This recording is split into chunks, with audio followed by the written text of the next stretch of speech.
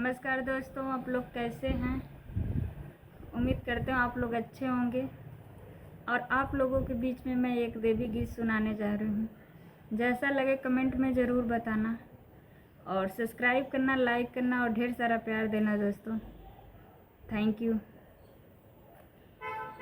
लिपि पोती कोठारी माँ बाबुल के सुताइली हो।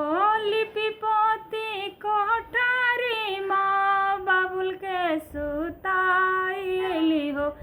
मैया हो भावारा भेष धैले आइलू बाबुल के जरवाया गईल।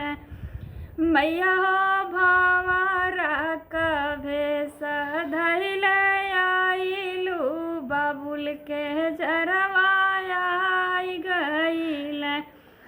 रोवेली बाबूला वाके माई नयनवा निरवा नूर ढूढ़े हो।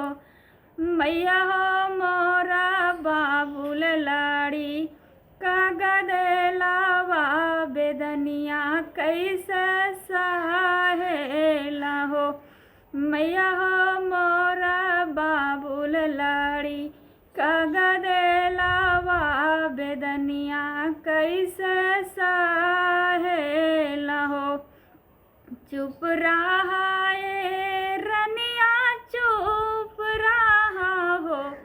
रानी हो तुहार बाबुल सुत फूल से जारिया त दुर्गा मैया चरवा डरना।